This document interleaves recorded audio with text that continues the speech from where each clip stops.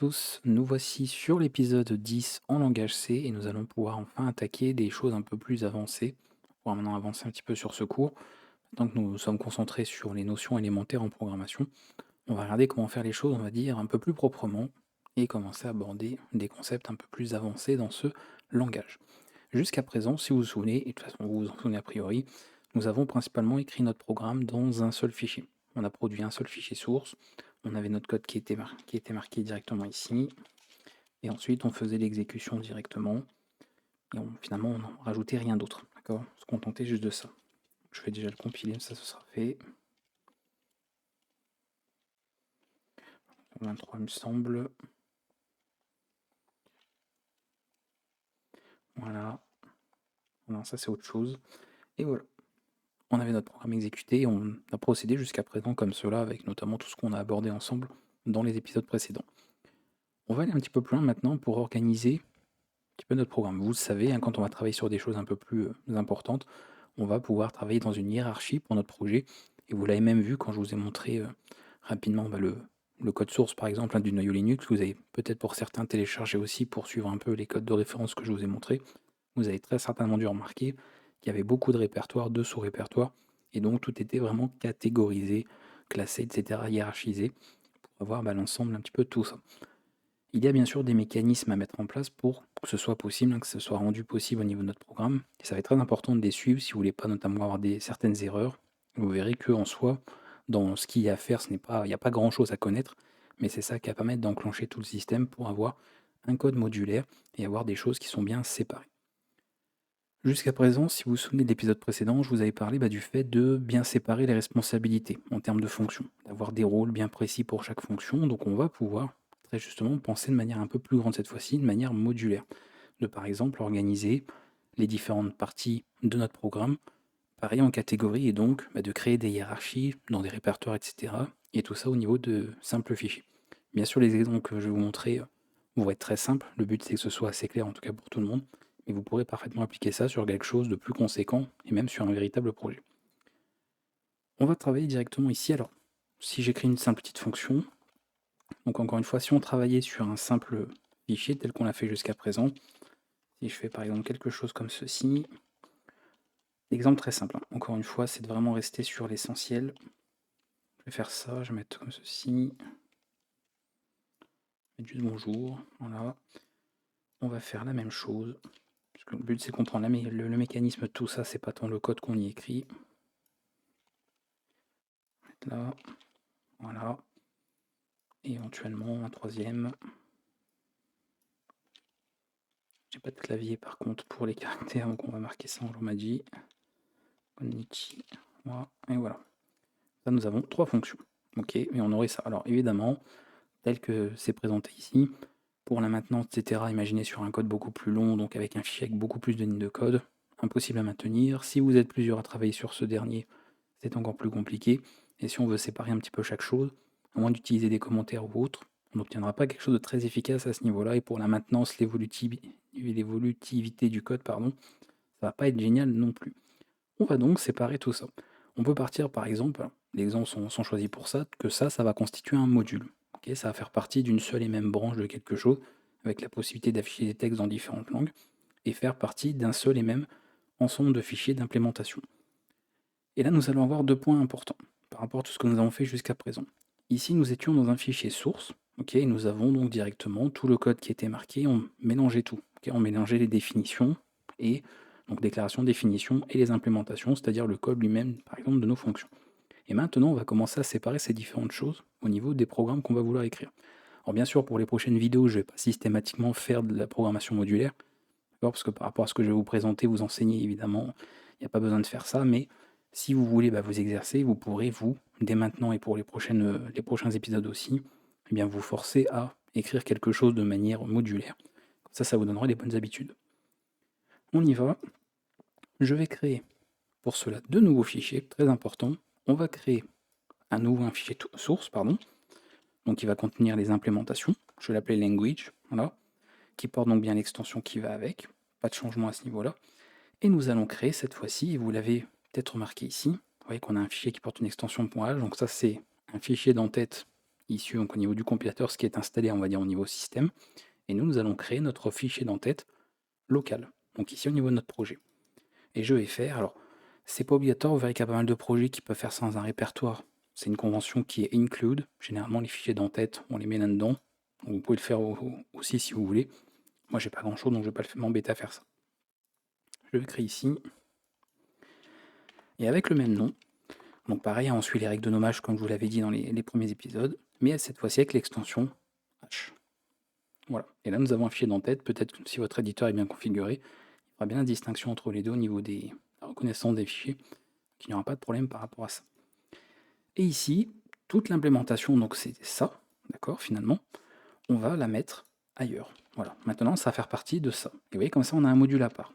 L'avantage en plus, on verra, c'est que c'est réutilisable aussi. C'est-à-dire que si vous prenez cette partie-là, vous pouvez considérer que c'est votre module, et si un jour dans un programme vous avez besoin d'utiliser ces fonctions-là, vous voyez, vous pouvez les incorporer à un autre projet et réutiliser ça et laisser finalement le reste à part, qui fait partie peut-être de cette application précisément. Alors ce n'est pas tout. Si on se contente juste de faire ça, on ne va pas faire grand-chose. Que là, si je fais, alors je vais mettre ceci, je vais mettre ça comme ça, que je tente d'appeler, on va les appeler les trois, comme ça ce sera fait. Hop, je vais faire pour l'autre aussi. Et je vais faire ça comme ça. Et on va reprendre le code tel quel. Vous voyez que là on a un problème. Et ça c'est une erreur pour ceux notamment qui avaient fait l'ancienne version du cours en langage C. Une erreur qui est souvent arrivée parce que vous n'avez pas été très attentif au niveau des anciennes vidéos. Et on a ce qu'on appelle ici, déclaration implicite d'une fonction, c'est-à-dire une fonction qu'on ne trouve pas. Et effectivement, cette fonction n'existe pas ici. Elle n'est pas connue. On n'a aucune connaissance de l'une de ces trois fonctions dans ce fichier. Donc c'est un petit peu embêtant. Ce qu'on va faire, c'est qu'on va devoir inclure justement ce qu'il nous faut par rapport à ça. Mais au niveau des inclusions, on n'inclut pas un fichier source. Okay, on inclut des fichiers d'entête. Donc si un fichier à inclure, ça va être celui-ci. Par convention, c'est pas obligatoire. Les inclusions locales, vous pouvez les mettre d'abord, parce que si vous avez une erreur, il y a plus de chances que ça arrive sur des inclusions en local, et donc c'est bien pour les détecteurs d'erreurs, etc., et bien de détecter ça en amont, mais c'est pas obligatoire. Et voilà, vous pouvez les mettre par bonne habitude, on va dire, les mettre en premier. Donc language.h, et attention, en local, ça se met avec des doubles guillemets. À la différence, vous voyez des chevrons ici pour tout ce qui est inclusion système. Donc une petite distinction entre les deux. Donc vous séparez comme ça les deux, et voilà, vous avez cet ordre-là. Alors là, on n'a pas totalement réglé le problème, parce qu'à nouveau, si je recompile, vous voyez, on n'a pas fait grand-chose, normal, on inclut un fichier vide. Donc il va falloir qu'on fasse le lien entre eux. Donc sachant lui demande d'inclure ceci, voilà, et ce fichier d'entête va devoir contenir les définitions, okay, c'est le principe, des fichiers d'entête, de ces implémentations-là. D'accord ?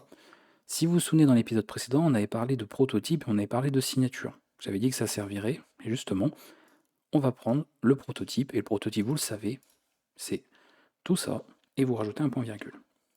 Donc faire la définition, finalement, là en plus on déclare en fait simplement, voilà, on indique qu'il existe une fonction avec tel nom, avec éventuellement ces types ici en paramètres et son type de retour, donc c'est complètement qualifié, et on indique en fait que nous avons ceci. Donc dès que vous allez avoir une définition de quelque chose, on verra plus tard avec les structures, des énumérations, même des constantes éventuellement, après ça les constantes on verra, c'est peut-être un peu particulier, mais vous le ferez ici, d'accord ? Tout ce qui est définition va être ici. Et le code en lui-même, l'implémentation des choses que vous définissez, vous le ferez dans un fichier source, donc avec une extension C, comme ceci. Et là maintenant, en faisant ça, ça reviendrait à faire ceci finalement, mais avec éventuellement un peu d'autre syntaxe, pour indiquer qu'il existe quelque part ces fonctions-là. Donc moi je vais laisser ça. On pourrait même documenter d'ailleurs, généralement quand il y a la documentation, c'est fait même ici, au niveau des définitions. Ça n'empêche pas de le faire dans le fichier source, mais c'est principalement fait là. Et après on va pouvoir utiliser ceci. Donc nous avons les fichiers qui sont inclus. Maintenant, ça c'est du code, donc il va falloir compiler aussi. D'accord ? Ça va partir un petit peu de tout ce dont on a besoin pour en fait, que tout fonctionne directement. On va donc compiler tous les fichiers sources qu'on a. Jusqu'à présent, on faisait ceci. Donc là, on va juste rajouter l'autre fichier que nous avons, celui-ci. Et normalement, sauf quelques exceptions, mais si c'est le cas, c'est généralement une mauvaise configuration au niveau de votre système, vous pouvez choisir de tout compiler. Donc là, c'est propre au terminal, c'est pas propre au langage C, mais remplacé par l'astérisque qui indique en fait tous les fichiers et l'extension .c. Et ça fonctionne dans n'importe quoi, les moteurs de recherche, etc. Quand on utilise l'astérisque, c'est pour dire tout, généralement dans toutes ces notations-là. Donc là, tous les fichiers sources vont être compilés avec toutes les étapes de compilation. Ça, je renvoie sur le cours GCC, notamment, ça vous intéresse, sur ce compilateur. Il y a toute une série pour vous expliquer un peu tout ce qui se passe réellement au niveau de la compilation, et jusqu'à produire un programme final qui est exécutable. Je fais ceci, alors là, évidemment, il manque des choses, parce que, à nouveau, put, oui, tout à l'heure, ça marchait, puisque on avait ceci. Donc là, on va le mettre. Alors, n'ayez pas peur de mettre des répétitions ici, d'accord? Les inclusions, on va les mettre là, parce qu'il il en a besoin, donc on va faire ça. On pourrait aussi inclure des choses dans des fichiers d'entête, mais on va voir que ça peut amener quelques problèmes, donc on abordera ça très rapidement à la fin, mais on privilégie au maximum de le faire ici, d'accord, dès qu'on en a besoin. Donc là, cette fonction fait partie de cette entête, donc on le met ici. Là, en l'occurrence, si j'avais pas eu besoin, j'aurais pu l'enlever, mais bon, c'est la base des bases au niveau des inclusions, pas en laissant que ça va poser problème au niveau du code. Et je le dis, en plus, on est sur de la compilation. Vous n'allez pas créer des programmes moins performants si vous laissez vos fichiers d'entête ici. D'accord. Éventuellement, vous allez ralentir la compilation si vous avez plein d'inclusions qui servent à rien. Et à l'exécution, il n'y aura pas de différence. Donc on va laisser tout ça, normalement j'ai rien oublié. Et je peux compiler. On a notre exécutable qui a été créé, pas de problème. Et cette fois-ci, je peux l'exécuter. Et on a bien l'exécution qui se déroule sans problème, en ayant séparé les différentes choses maintenant au niveau de notre programme. Nous avons deux fichiers sources et un fichier d'entête. Voilà. Donc tout de suite, on comprend, évidemment, comme pour les fonctions, l'intérêt que ça va avoir, si on a besoin de modifier quelque chose. On a séparé les choses de cette partie. Donc ces deux fichiers, effectivement, sont raccordés ensemble. Et ensuite, ceci est réutilisable dans n'importe quel autre programme. Okay, on aura juste à inclure le fichier d'entête qui fait finalement référence, qui nous référence un petit peu ce dont on a besoin, ce qui existe. Et après, on les appelle comme des fonctions, n'importe lesquelles, comme put, voilà, fonction de cette entête-là, vous voyez. On n'a pas besoin de savoir comment c'est écrit, juste de savoir quelle fonction existe, quelles données on a en fait et quelles données sont accessibles. Et ensuite, on peut comme ça faire appel au niveau des instructions aux fonctions dont on a besoin. Et là, encore une fois, les fonctions sont très simples. Bien évidemment, peu importe les fonctions que vous avez implémentées, ça ne posera aucun problème. Et plus tard, avec les structures, etc., on définira ça. Donc je le ferai pour les structures, notamment qu'on verra plus tard. On fera également de manière modulaire pour que ce soit propre. Et donc vous verrez, on aura les définitions là. Et dans un fichier ici d'implémentation, on écrira effectivement le code et l'utilisation de ces structures. Et ensuite, dans un autre fichier éventuel, on les utilisera. Comme ça séparera bien un petit peu les différentes choses que nous avons. Voilà. Donc je vous l'ai dit, ok, donc de préférence, je fais un petit rappel, inclure ça d'abord, les inclusions locales, pour que ce soit détecté éventuellement s'il y a une erreur d'abord, avant les inclusions, on va dire système, d'accord, c'est bien ce qu'il faut faire. Et maintenant, on va voir un petit peu les éventuels problèmes qu'il peut y avoir avec ça, parce que forcément, on ajoute un petit peu de modularité, il peut y avoir quelques problèmes qui sont provoqués avec ces petits changements ici. Le premier, d'ailleurs, c'est si nous avons deux modules qui ont le même nom de fonction. Qu'est-ce qui va se passer par rapport à ça? Alors je ne vais pas forcément l'écrire, on va gagner un peu de temps, parce que de toute façon en soi c'est très compréhensible.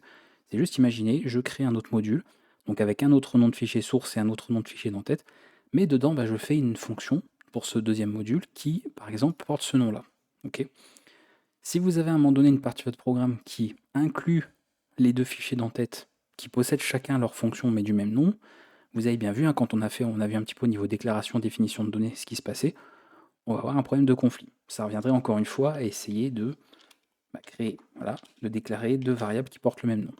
Ça poserait un petit peu problème, et on pourrait avoir comme ça finalement des définitions multiples, donc ce serait pas génial par rapport à ce que nous avons. Pour ça, la solution éventuelle, d'accord, par rapport à ça, si vous avez vraiment ici un risque de conflit, eh bien, au niveau des implémentations ici, c'est de déclarer ça de manière statique. Ça veut dire ainsi que au niveau donc de cette déclaration, la fonction sera exclusive au fichier, d'accord, dans lequel ici notamment c'est implémenté. Donc si j'écris pareil dans l'autre module exactement la fonction avec le mot-clé statique, eh bien elle sera propre, exclusive au fichier où elle est, et donc on fera bien la différence entre les deux. Par contre, après, si je veux appeler ça, ça posera problème, toujours. Ce ne sera pas suffisant en fait comme changement, parce que si je fais ça, vous voyez qu'en termes de code, je dois appeler laquelle de fonction? Est-ce que j'appelle celle de ce module-là, ou est-ce que j'appelle celle, par exemple, voilà, le module n'existe pas, donc je mène false, false module, voilà, mais qui serait dans ce module-là, et on ne sait pas. Et on n'a pas moyen, comme dans certains autres langages de programmation, d'indiquer, par exemple, je ne sais pas, de faire quelque chose comme ceci, ou autre, ou une flèche, ou n'importe quoi, qui indiquerait, appelle la fonction qui appartient à ça, et voilà, de faire une référence à quelque chose. On ne peut pas faire ça. Donc la petite gymnastique, on va dire, par rapport à ça, ce serait dans un des modules, de laisser les choses telles quelles, comme ça, ou alors on va dire dans l'autre celui que j'ai pas créé, et admettons dans celui-ci, quand on ne peut pas avoir dans tous les cas deux fonctions qui portent vraiment le même nom au niveau de la portée globale, si on ne sait pas à laquelle faire référence, eh bien ce serait de faire quelque chose comme ceci, donc de dire comme ceci, ok, et ensuite là-dedans, alors non pas avec des crochets, sinon ça va être très compliqué en termes de fonctionnement, de faire appel à ça. Et éventuellement, bon, s'il y a des variables à transférer, il faudrait le faire aussi, mais ça va de soi. Et ainsi, là, on a effectivement une différence. Vous voyez, ça se voit visuellement. Effectivement, là, c'est celle qui s'appelle directement comme ça. Et là, en fait, on passe par une sorte de redirection. Voilà.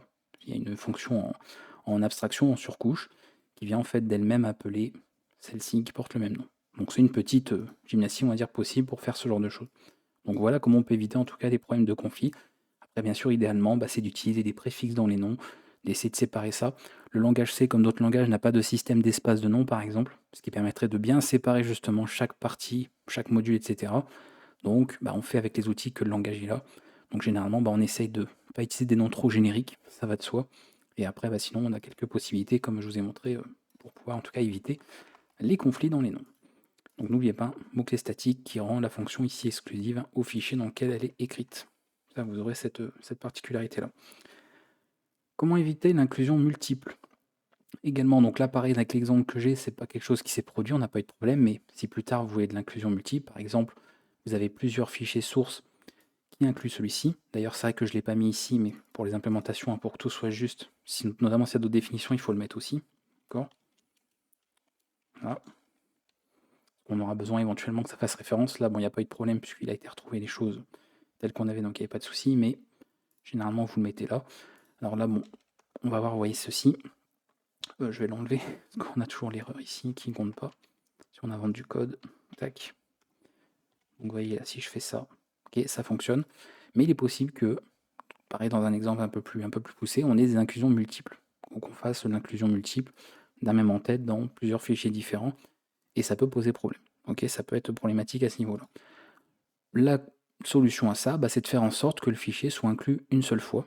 Et donc s'il a déjà été inclus, on ne le réinclut pas, en fait, tout simplement. Donc pour ça, on va utiliser un mécanisme. Alors c'est un mécanisme qui est extrêmement puissant en langage C et dont on verra dans une vidéo plus tard. Voilà, une prochaine vidéo, on ira un petit peu plus loin dans le sujet sans tout voir en détail, parce que je vous dis encore une fois, c'est assez dense, c'est même très dense. Mais on a ce que l'on appelle les directives de préprocesseur. Alors si vous suivez la mini-série par exemple sur le compilateur GCC, vous savez à quoi cela fait référence, que vous connaissez l'étape de préprocesseur au niveau des différentes étapes de compilation par abus de langage, donc vous le savez. Et en réalité en C vous en connaissez déjà, puisque ce sont en fait ces lignes-là, voilà, ce qui débute tout simplement par un croisillon. Donc ce sont des directives de préprocesseur qui vont se faire en réalité avant l'étape de compilation, si on est précis. Encore une fois, je vous renvoie vers la mini-série où j'en parle en détail, si le sujet vous intéresse. Donc ici, on va simplement utiliser certaines directives. Donc je vous montre, on va en voir 3 à ce stade. On en verra plein d'autres dans une prochaine vidéo, mais là, on va en voir 3 qui vont suffire par rapport à ça. C'est juste de dire, ici, est-ce qu'il existe une constante, d'accord, d'un certain nom? Le nom, vous le choisissez, il n'y a pas de règle obligatoire. Généralement, ce qu'on met, c'est le nom du fichier, éventuellement, un minimum, mais une constante qui soit unique. De dire, la constance de ce fichier, même si le nom ici est très générique, un language, c'est trop générique, on ne devrait pas faire ça dans un vrai projet. Maintenant, on a quelque chose de simple. Donc, je peux noter ça comme ceci. Language, puis à la rigueur, je mets ceci. Donc, en majuscule, constante, donc par convention, mais encore une fois, c'est pas obligatoire. Pas obligé de mettre des tirets du bas, pas obligé de mettre tout en majuscule. Voilà, peu importe, c'est juste une information alphabétique qui sera donc un élément unique comme une constante. Donc, si cette constance n'existe pas, je la définis. Et on va utiliser une autre directive qui est define. Il a voulu me faire du CSS avec une couleur, c'est pas grave. Voilà. Et donc, je mets tout ça. Ça veut dire que tu définis cette constante et tu lis effectivement ça. Tu prends en compte tout ce qui est marqué là. Et comme c'est un système de conditions, a priori il y a peut-être une fin, donc ici on va juste mettre un endif, comme ceci. Voilà ce que ça veut dire, tout simplement. Si la constance que tu as écrite n'est pas définie, alors tu la définis, voilà. Et bien sûr on prend ça en compte.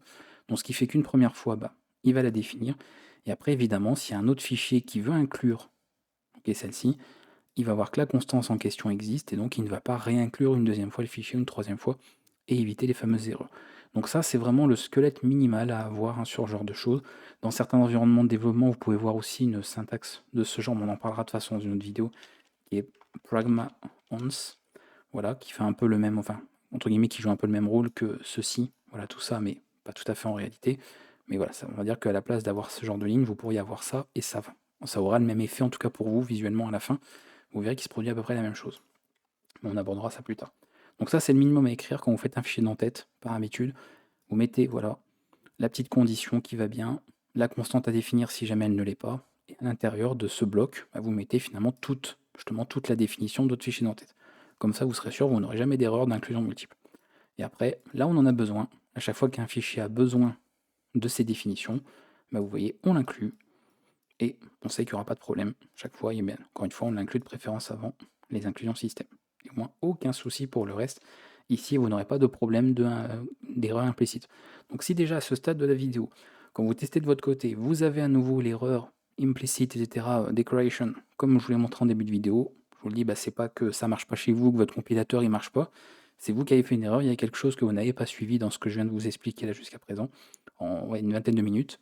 Donc reprenez les choses tranquillement et vous verrez un petit peu sur quoi vous êtes allé un petit peu trop vite. D'autres éléments aussi, je vais juste l'expliquer, on va dire, plus rapidement par rapport à ce qu'on verra, pour tout ce qui est inclusion circulaire. Imaginons, donc pareil, je ne vais pas forcément faire un vrai exemple, parce que j'ai pas forcément comme ça il n'y a pas d'utilité en fait à le faire, mais que vous ayez un module qui inclut un module A, donc par exemple, qui a besoin d'inclure un module B. Mais le module B, le problème, bah, lui, c'est qu'il inclut le module A. Donc en fait, c'est comme si par exemple vous disiez, bon, je veux prendre un taxi, mais j'attends une autre personne. Et l'autre personne, elle dit, bah, je prends un taxi, mais j'attends la première personne. Donc en fait, vous attendez mutuellement, donc c'est une attente infinie, et il ne se passe pas grand-chose. Vous voyez, on est sur quelque chose qui est bloqué par rapport à ça. Donc là, pareil, il y a éventuellement des solutions. Alors, bah, par rapport à ça, ce qu'on peut faire, je vous énumère un petit peu celle-ci, parce que c'est pas forcément utile de le voir tel quel. Et si jamais le problème se rencontre, de toute façon, on le verra en termes de code.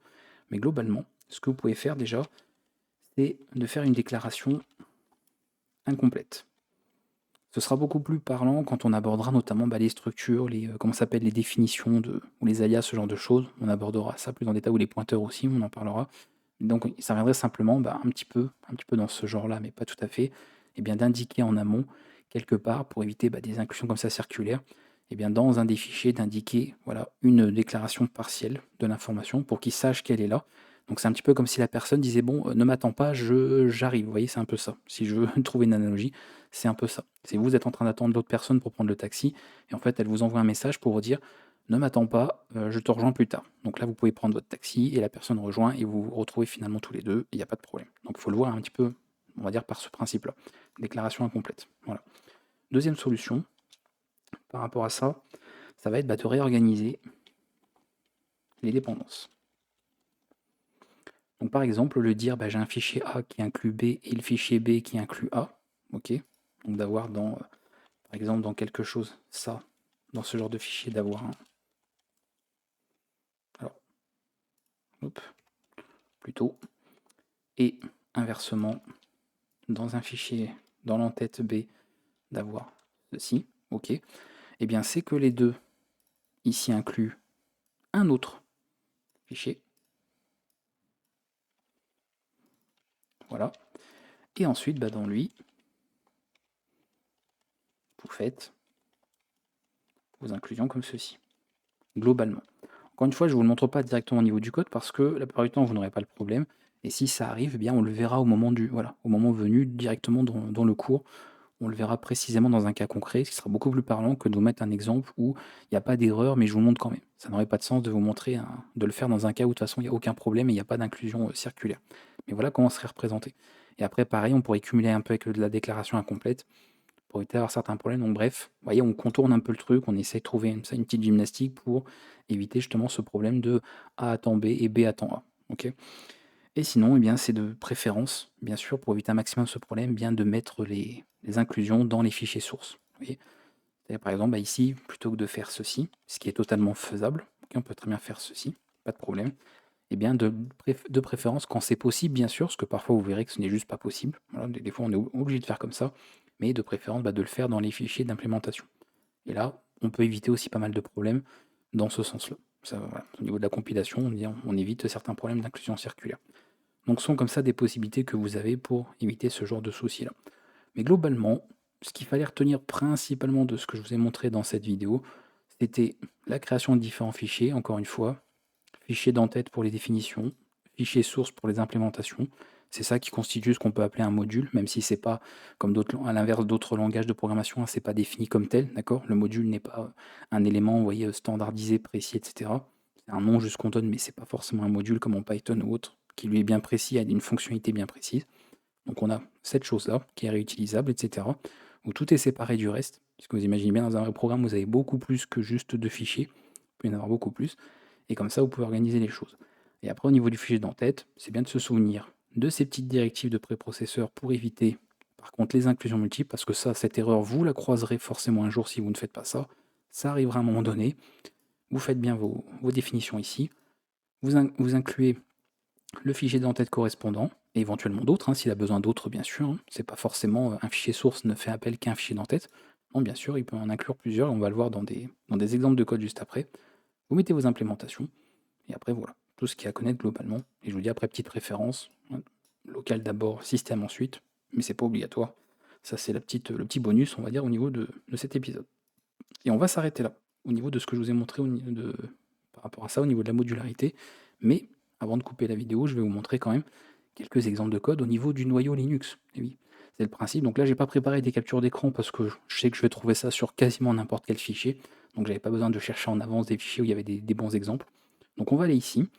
Vous voyez qu'il y a un répertoire include. Donc je sais, parce que c'est une convention, que c'est là-dedans qu'on va trouver tous les fichiers d'entête, principalement. Voilà, vous voyez que tout est rangé. On a plein de sous-catégories, partie pour le chiffrement, etc., pour la mémoire, pour la partie internet, pour les pilotes, les systèmes de fichiers. Je vais ici, et voilà. Petit fichier hop, au hasard, et vous voyez qu'on a à nouveau, donc ici il est marqué, voilà, si cette constance n'est pas définie, eh bien elle est définie. Donc encore une fois, vous avez un exemple là réel. Hein. Noyau Linux, c'est un peu utilisé, je vous l'ai dit, dans le cours en question, partout, tout le temps et partout dans le monde.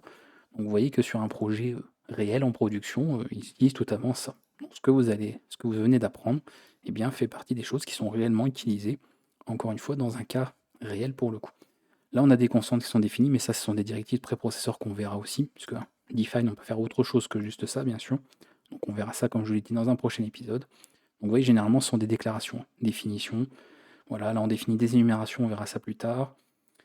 Qu'est-ce qu'on a d'autre? Encore des constants, plein d'énumérations, beaucoup, des structures, voilà, donc on verra ça plus tard aussi, mais elles sont, comme vous voyez, toutes définies ici. Donc il n'y a pas de code en lui-même, vous voyez, on n'écrit pas en fait l'implémentation de ce que ça fait, comment on les utilise, mais il y a un programme, enfin, il y a un fichier source qui doit donc évidemment inclure ça et qui, lui, effectivement, fait l'implémentation de tout ce qu'on a. Voilà, alors je vais enlever ces fichiers-là, on va laisser comme ça, on va juste en ouvrir d'autres ici, rapidement. Classique, hein, voilà. Donc toujours la même chose, les include on doit en avoir après, ou pas forcément dire ce que je dis, on n'en a mais pas forcément, parce qu'en plus ils sont pas là, vous voyez, donc là il n'y a pas de include dans le... Alors ça pourrait arriver après, je sais pas si au niveau du noyau Linux, je connais pas tous les fichiers par cœur, vous doutez bien, donc je sais pas, je pourrais pas vous affirmer qu'il n'y a aucune inclusion de fichier d'entête dans un autre fichier d'entête, dans le noyau Linux, donc peut-être qu'il y en a, mais ça doit être très rare, et sinon on va aller sur un fichier source, classique, voilà, au hasard, ici, et on devrait trouver des includes quelque part. Voilà, donc là on a que du... Alors c'est voilà, du comme ça, donc là on a vraiment tout ce qui est ici, avec des parties qui sont liées ici au système, donc au noyau. On n'a pas forcément le reste, mais ça doit être inclus de façon... Je regarde ici... Oui, c'est ça. Pas forcément le meilleur exemple. Après on a beaucoup, hein, il y a beaucoup de choses aussi. Donc on en a d'autres ici, l'include principalement. Ok, donc toujours en haut du fichier, bien sûr, ça ne change pas. Toujours ici, hop. Vous voyez, tout est catégorisé, vraiment, plusieurs parties, comme si en fait le projet avait des sous-projets, des sous-parties. Pareil, bon ça vous le savez peut-être pas, mais on a ici des fichiers donc, pour pouvoir compiler notamment certaines choses. Donc sûrement pour compiler des sous-parties du noyau, pour ensuite faire une compilation globale. Donc il y a plusieurs choses différentes. Voilà. Donc principalement tout ce que nous avons ici. Donc là, si eux, ce sont des chevrons, des doubles guillemets, c'est par rapport aux configurations qui sont faites, hein, c'est normal, mais on est bien sur des choses locales, bien évidemment. c'est que c'est un cas un peu particulier, mais de toute façon, je vais pas te dire on aura l'occasion, j'en ai parlé aussi sur d'autres vidéos sur la chaîne, dans d'autres playlists, donc ceux qui ont suivi ces vidéos, vous le savez a priori. Bien, donc vous voyez, très simple au niveau de l'usage, classique, et ça vous montre un petit peu comment ça peut être organisé. Donc maintenant, vous savez comment faire ça de manière un peu plus modulaire et de voir comment c'est organisé. De toute manière, vous l'aviez, si vous avez eu la curiosité de regarder déjà ce que je vous avais montré avant, vous aurez déjà vu un petit peu comment était fait comment tout était catégorisé, tout était hiérarchisé, etc. pour retrouver différentes parties. Donc vous voyez qu'il peut y avoir beaucoup d'inclusion, hein. Encore une fois, n'ayez pas peur de vous dire mince, j'ai l'impression que j'ai inclus beaucoup de trucs. C'est comme pour les fonctions, il ne faut pas avoir peur de faire 10 fonctions qui ont deux trois instructions et de se dire je préfère plutôt en faire 2-3 qui ont une dizaine d'instructions. Encore une fois, il n'y a aucun problème, même en termes de performance.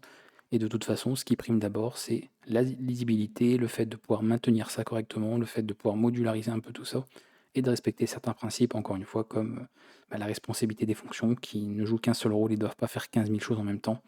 C'est chaque fonction a son rôle, donc là, on peut comme ça, vous voyez, vous imaginez bien pour un code comme ça qui a plusieurs millions de lignes de code, de pouvoir tout catégoriser et ranger un peu tout et organiser, sinon on s'en sort juste plus. Donc il faut bien régler un petit peu tout ça. Voilà, quoi qu'il en soit, on a fait le tour de ce que je voulais vous présenter ici. Tout est là. Et vous avez un très bon exemple de mise en application un peu de tout ça. Donc c'est suffisant, on aurait pu aller un peu plus loin encore, parce qu'il y a d'autres choses que j'aurais pu voir, et notamment certains mots-clés qui peuvent être utilisés, mais ça peut être assez confus dans l'usage et pas forcément rattaché directement à la programmation modulaire. Donc vous avez tout ce qu'il vous faut pour la suite. Après, ce serait vraiment que des cas très très rares et spécifiques, donc je ne trouvais pas forcément utile d'aborder ici. Donc on s'en passera. Si vous avez des questions, n'hésitez pas à les poser dans les commentaires. Comme je vous l'ai dit, même pour les prochains épisodes, si moi je ne le fais pas, rien ne vous empêchera, vous, de le faire. Voilà, de prendre cette habitude-là, de quand vous créez vos petits programmes, quand vous faites des petits exercices, quand vous-même vous voulez créer des petits projets, eh bien de prendre l'habitude dès maintenant, même si vous n'avez pas beaucoup de code, de séparer les choses en responsabilité, etc. Comme ça, vous prendrez les bonnes habitudes et vous les garderez surtout. Et au moins, vous verrez que vous avez bien vu en termes de syntaxe, il n'y avait pas grand-chose à connaître. On n'a pas appris grand-chose en termes de syntaxe là. C'était plus des aspects théoriques et sur comment organiser un peu tout ça, et notamment le fonctionnement en interne derrière. A bientôt, et pour le prochain épisode, on va aborder les directives, a priori, à moins que je change d'avis entre-temps. Ça aussi, j'ai changé d'avis quand j'ai fait l'autre vidéo, mais normalement, on va pouvoir comme ça un petit peu aborder ça plus en détail et de voir qu'est-ce que cela, en quoi cela consiste un petit peu toutes ces directives de préprocesseur. A bientôt.